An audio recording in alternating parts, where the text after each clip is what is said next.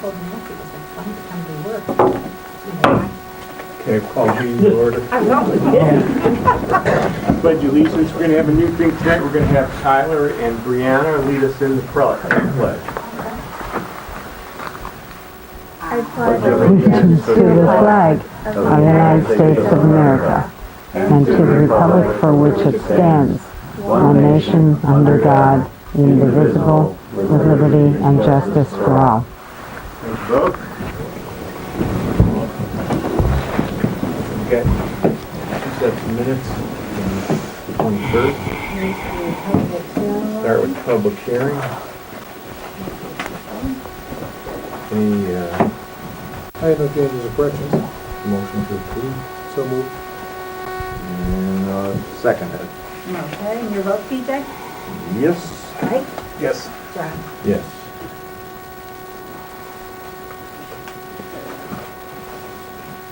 And then we have the regular minutes from the trustees meeting at the 21st. I make a motion to approve. Second that. Your vote, PJ? Yep. Mike? Yes. And John? Yes.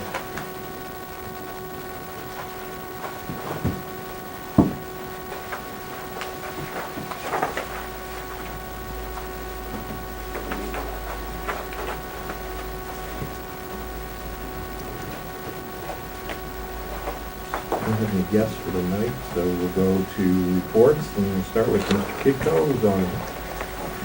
Okay, so I have a copy of the zoning report. Do you have a copy? Do you have a copy? You know what, I I think didn't it was see it. put at the table last week, and we We actually have it. failed Oh, to. okay, I didn't know, I know, because Jane did them, I don't know. So, it was the report for January? Right. Okay. Yeah, we processed for 5 applications, you can see there, one agricultural, one industrial subdivision, change of use, no zoning building, just a change of use, and then a deck. And we did hear conditional use for the pond, of course, and it was approved. And again, quite a few inquiries on township's property, but also on a couple other properties on East Washington Street here that are up for sale. So, we are landscaping, as you know, is leaving Auburn. He's sold out to Hippolyte, and they're running the snowplow and the loan operation out of there, but once that ceases, then they'll be done. So that, quite a few calls on that, and that is a conditional use, that particular use, so somebody that wants to do that. They can buy the facility then. No. He's got that big facility on it, probably in 744. Yeah, we've been doing quite a few calls on that. And I did investigate, I don't know, try to get a hold of the state, and I know you went down there as well to Potter's Pit there, and I guess they're hauling material out from one Potter's operation to another one from Tackle Road there down to 44. But Mr. Hodder has passed away, so I don't know. We got some calls on some mud on the road, and Emma went down there, and I went down there as well. And, so this, man, changed that section of the road. Right? Yeah, most of it's in that section. Arms truck and how it takes about that. That's who's running, because I've been up to the pit up on. Right, well I know one of his trucks and one of Hodder's trucks have been running, but we'll have to do a little more investigating here, see what's going on. They have put new gates up. And they have no trespassing sign. See how it goes. That's all I have. As far as the earth being piled on the side there, it's out of my right of way. So I really, Right. it really brought to my attention. Well, I have the state highway guy. Look at it. There again, something we don't have really much control over, like oil and gas. Very well.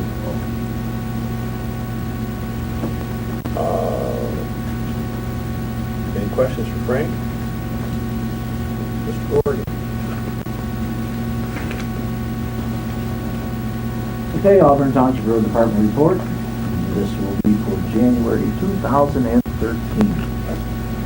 January saw 10 weather events that required 17 rounds of plowing and salting the roads and township properties. 578 tons of de-icing material was used for the month. The average for January in the last 7 years has been 623 tons per month, so we're just under average. Currently, we have approximately 660 tons of salt in the dome as we speak. And that should run out the course of the year, looking at the cleaning lots of averages. We did have one dead deer removal, and we had one down tree call, which was a sheriff call.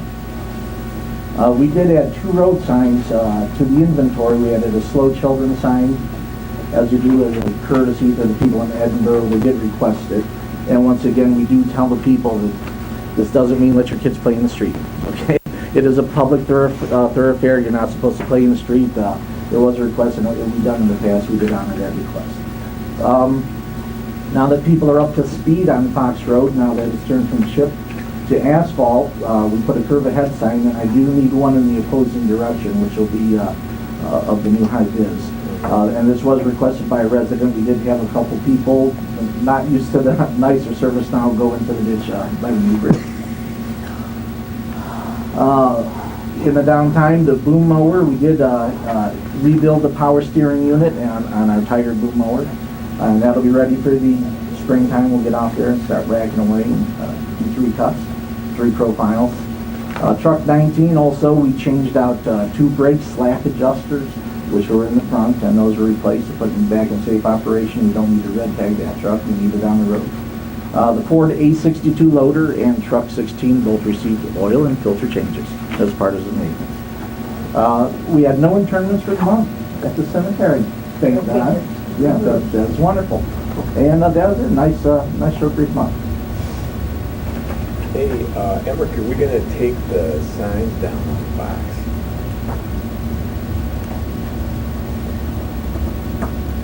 We'll do that, and then we'll contact the engineer's office, and they'll do a speed study in the spring. But we'll actually have to do through the course over the summer and repost the signs in the fall. How long do we have to leave those down? Until they do their study, and they recommend it. It's supposed to go through a season. They call it a season. So why don't we get them down? Okay, we can take Sooner rather those down. than later. I do need to notify the engineer's office that we are taking those down, request the speed study for the new surface. And they'll give us the new journalized speed. And once again, on all the through roads, these are journalized speeds that are kept with ODOT that the engineers set.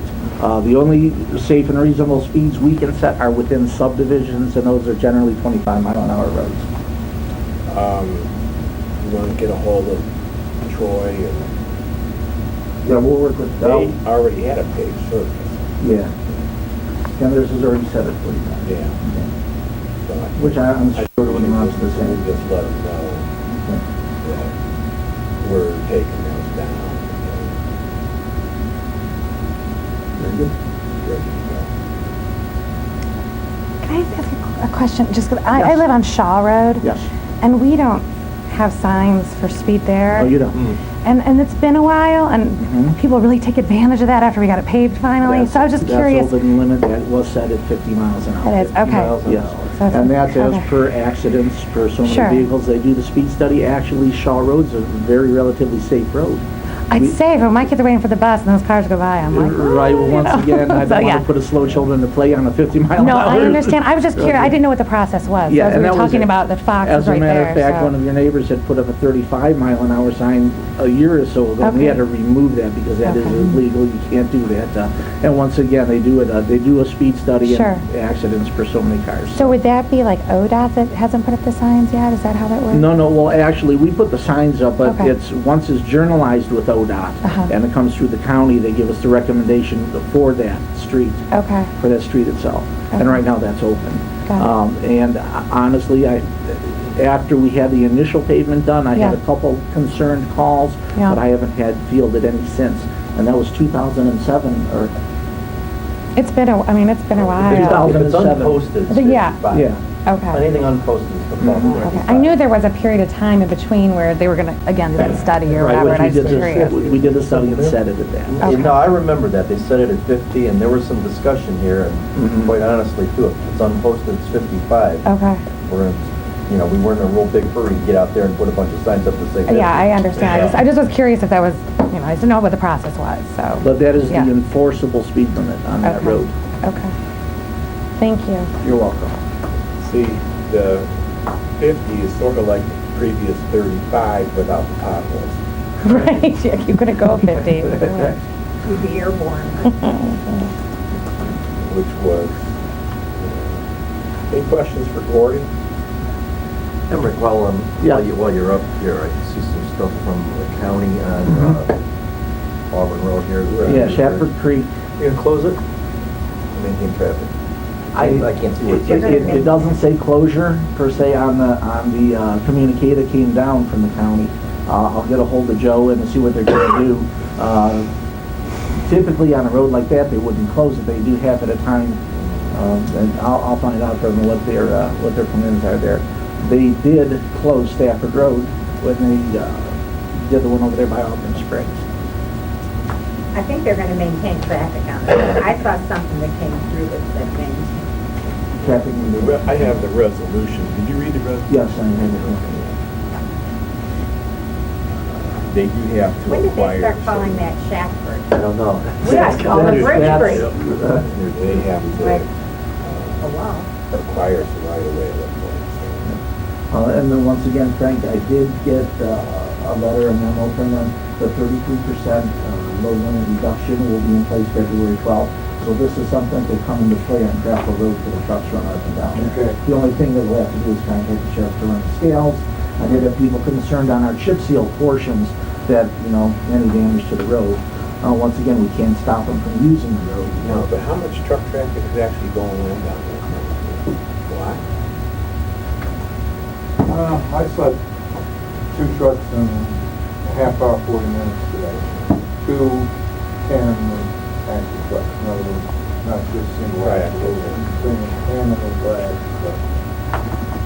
Is this the one in Auburn here, by Crackle and? Crackle and They're all on it, both. And which way are they going down? they're going out to 44. So they're driving all the way across the whole thing.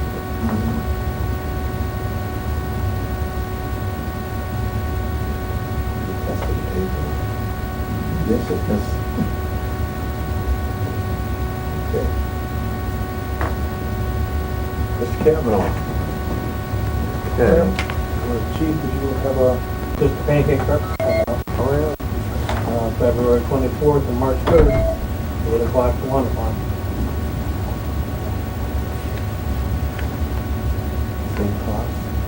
Yep, we held the numbers down. You guys are down. $6 for adults, $5 for seniors, and $4 for kids. And we'll have actual sausages this year, not like 2 years ago where we had the B-loaves. Yeah. Dan will make sure of that. You had to bring that up there.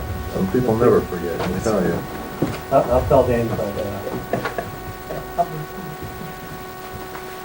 You can see that Mike is on top of that. But it's definitely something different. Mr. Kavanaugh. Okay, we had,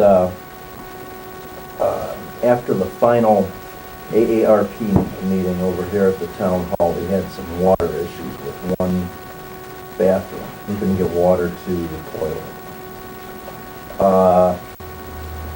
Mike and Jen did some investigating on that. I suspect what happened is something might have froze. It's a galvanized plumbing in there, and I'm real familiar with what happens there at home. And if if it gets jarred or frozen or anything to some degree, that rust can move through, and that's essentially clogs the line off. There was nothing scheduled over there. We did get a sign up and said, one out of order and use the other one. But I suspect what we're going to have to do is replace that galvanized. It's all at this end. We have water over there.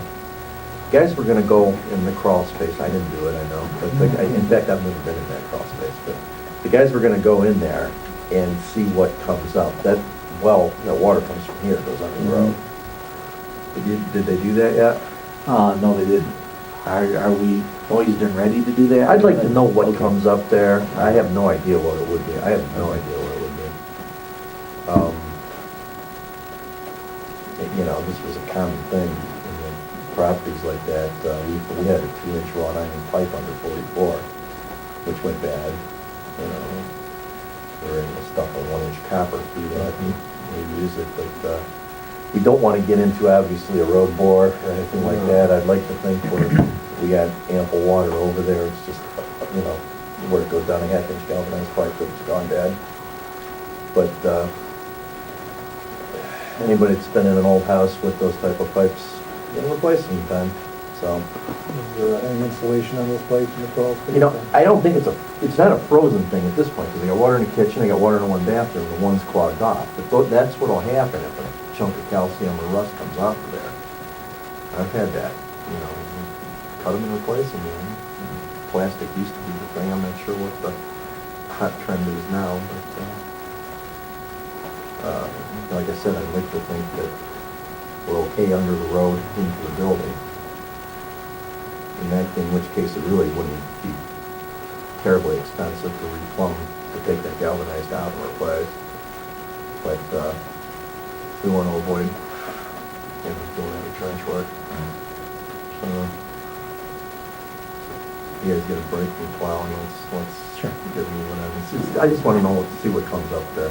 Okay. And, Nice look at the crawl space. How much water do you still have in the other side? Oh, it's running. It's working, I mean, it's working. Doesn't seem to be any flow restriction on that side. No, and Quick Grip, the only way to find out really what's going on is to bust those pipes open. You know, take it apart if you have one or whatever, but plug somewhere going to the one bathroom. The whole bathroom doesn't work. I think we're out in the whole bathroom, aren't we? Yeah, I think the whole bathroom is out to that side, the supply to that bathroom. See if the guys can figure it out. Yeah, just see what comes up there, and then we'll talk to that. Was that Pete the plumber that's going to He do was some here. work? He was here. Make a house call? We didn't No, I get, mean, yeah, well, we had a toilet thing here too. They had to no, it do. was town hall. We didn't get that one going. He was gonna do some research. So We paid him that's the for last he something, told yeah. Nancy. Wow.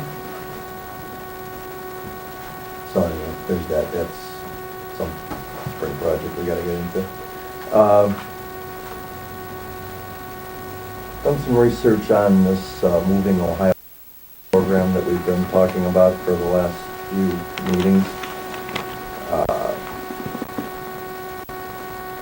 Well, some background on it, and we had some questions here that came up, and Mr. Kitco mentioned that being in a commercial area may be subject to some more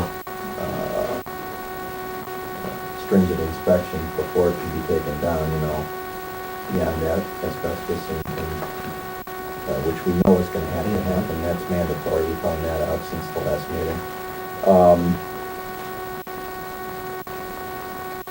I guess the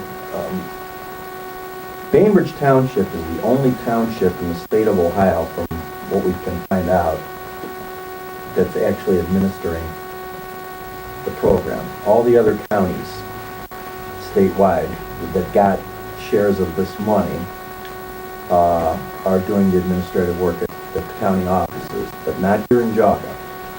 We had that discussion here at the last meeting, and with one of the commissioners at the time that decided to punt that program to Bainbridge Township, which, like I said, that's unique to the state.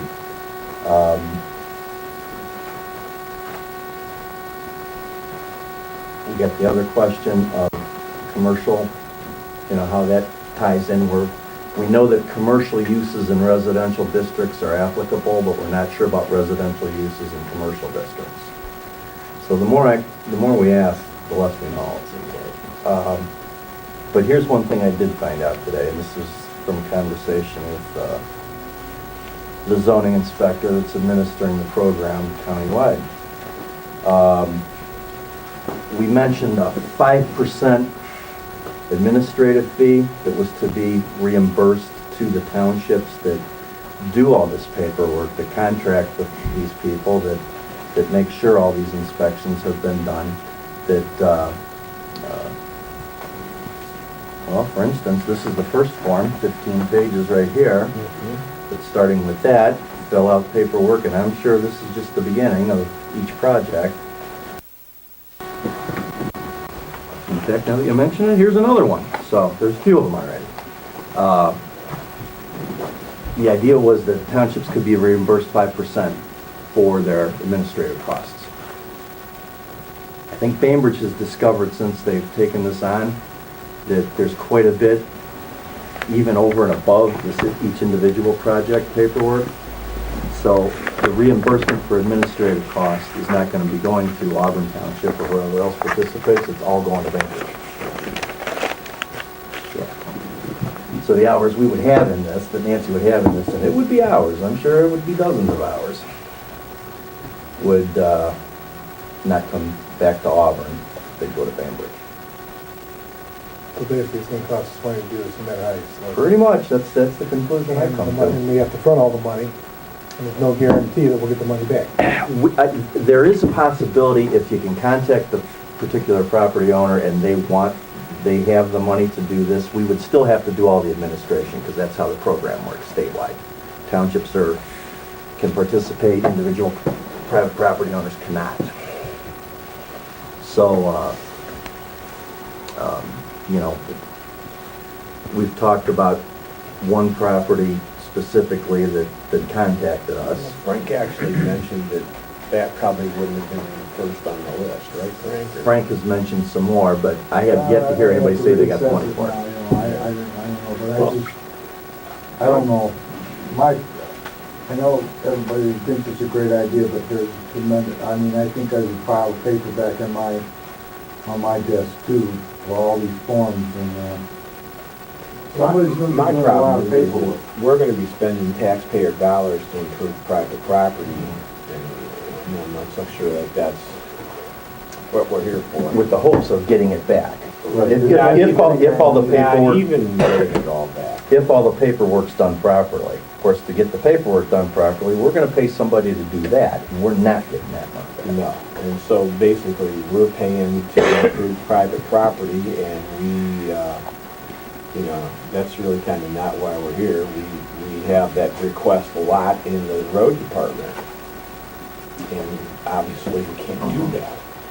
And so I'm not sure why we would necessarily embark on this myself. You know, having found out what I found out here since last week in Columbus and since we got home, there's one of two ways to go.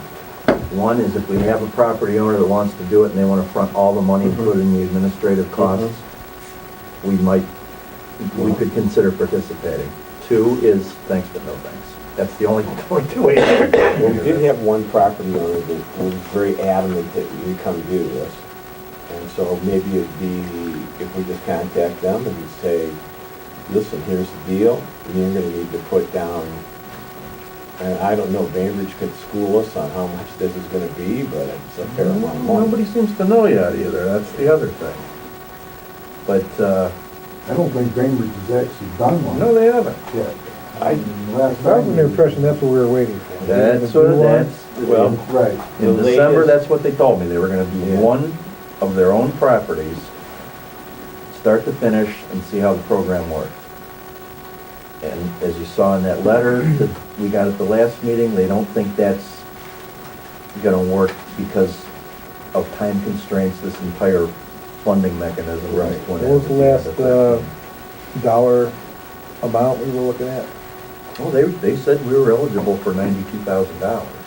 But then I thought they came back and said, no, it'd be less than that, because had Middlefield. They would like to have Middlefield Village once into this pretty big. So if you cut that in half, it's 45, and then I don't know what the costs are, to be honest with you, but I know we're probably, at least it cost us to take down the Patty Dumas house.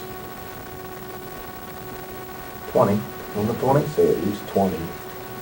And that, we had some of that, Some asbestos abatement they're doing. there was some asbestos in there, but a lot of that time and stuff was donated by the fire department. Because you're still, Right.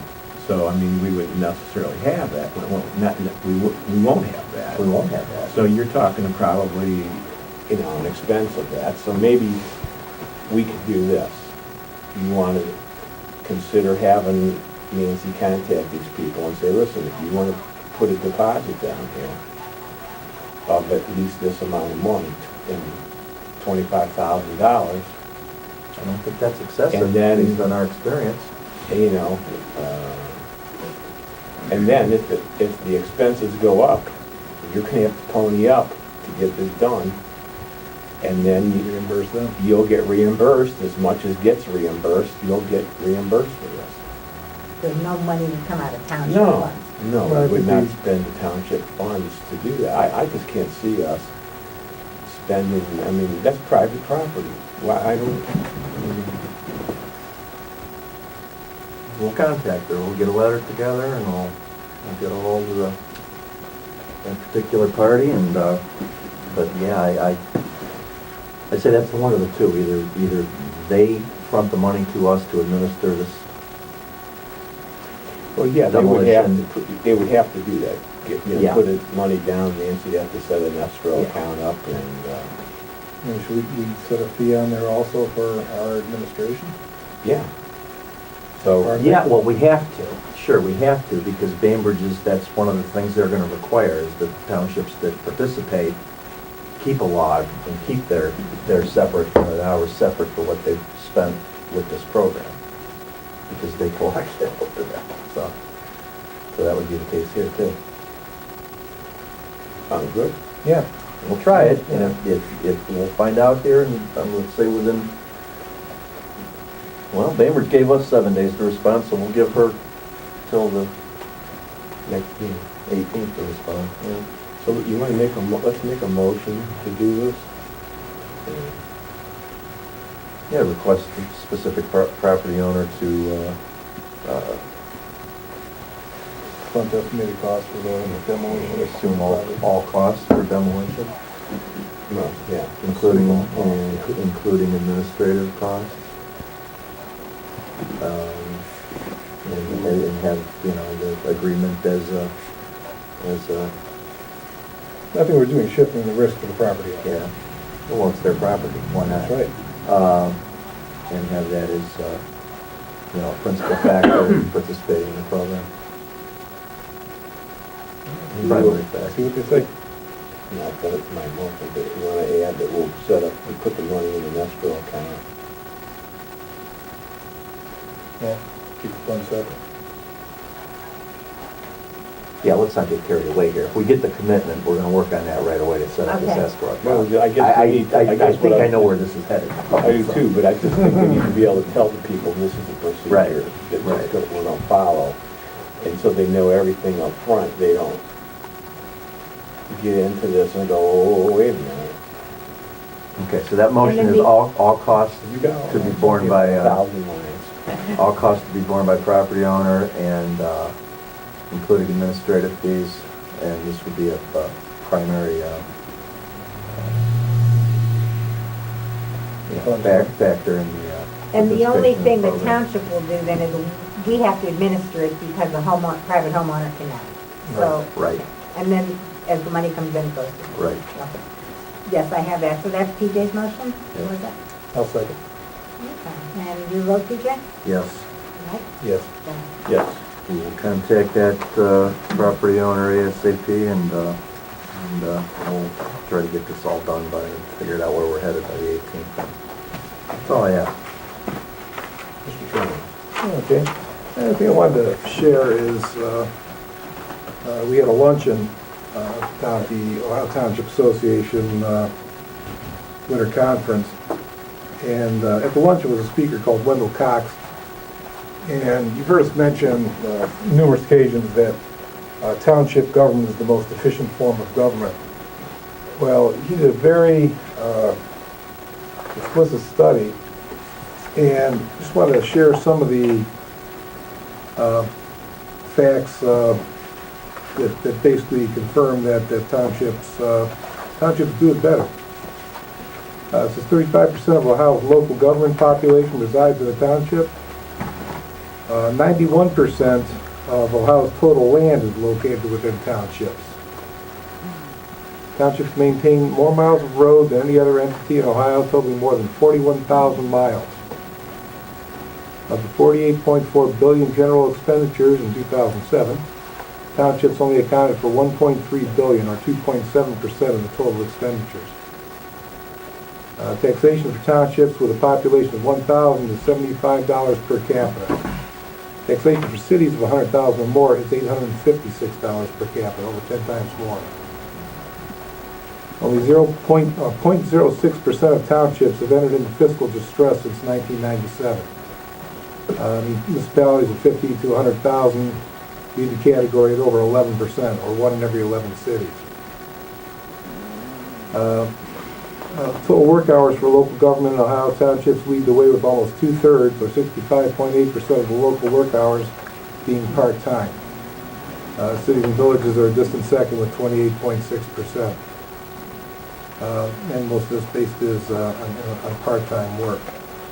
But this has become an issue because Governor Kasich has been looking at consolidation of larger government. Let's say get rid of the townships, everything run by the county. And this is basically the research that was sent to him to say, hey, look, we're the ones that are doing it right. So just wanted to share that. And he's a good speaker. Oh, yeah. One other thing that I kind of thought was really interesting from that, which is we had heard a guy actually about 7 years ago, different gentleman had the same study. The proponents for regionalization, they don't have any data, any empirical data to prove what they want you to do as a cost saving. In fact, in Mr. Cox's studies, he does have the data that proves that townships are way more efficient. And he cited this great city of Indianapolis to the west here, where after a period of consolidation, all the costs went up 20%.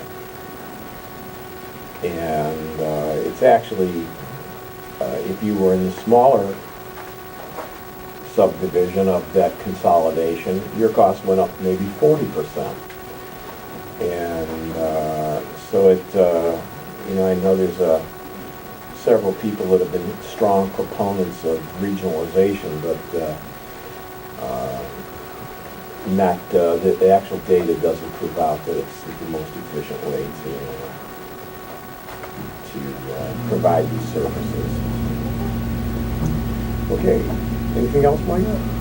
Susan?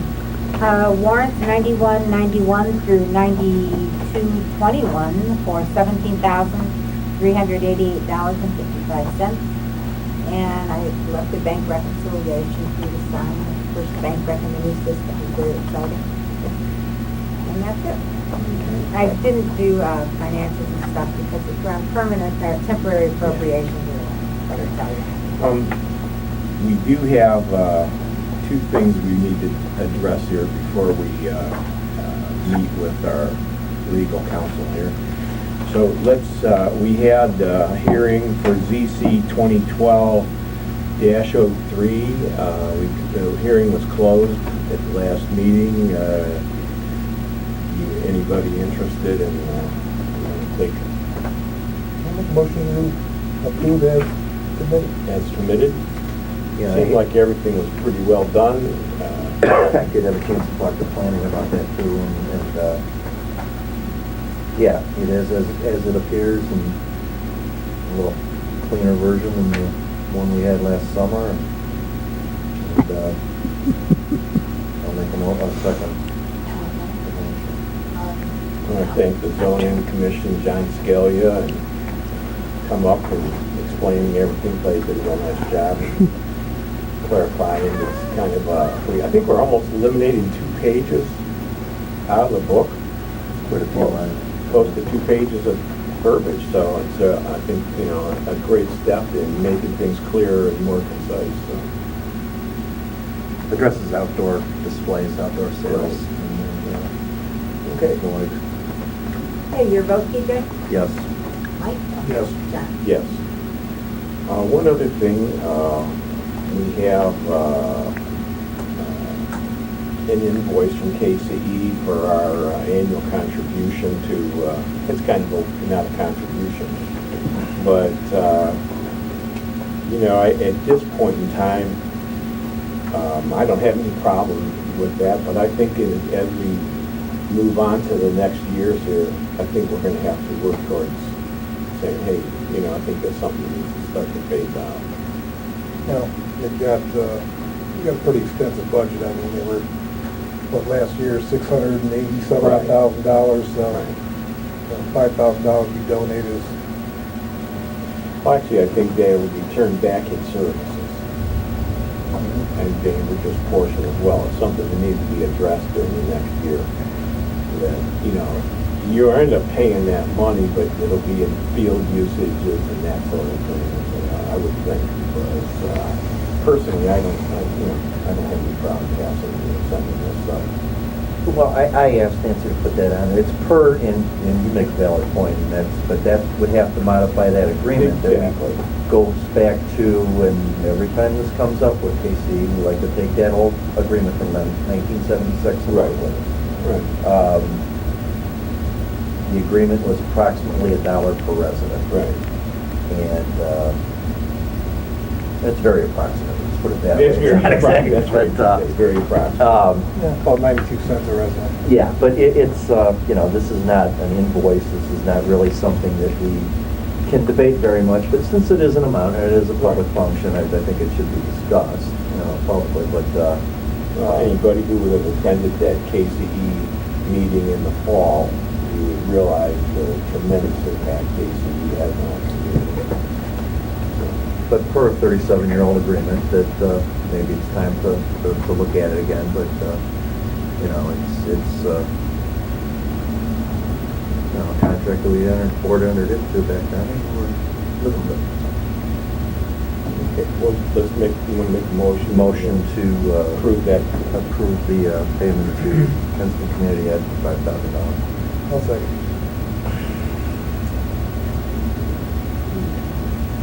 You vote, TJ? Yes. Mike? Yes. John? Yes. Okay, do we have any other public comment? Yes. Yes, I noted that you will be going into executive session. Will you be reconvening the meeting after executive session? Absolutely. Okay. Any approximation of time? No. Anybody else? Okay, make a motion to go into executive session to discuss pending litigation with our counsel.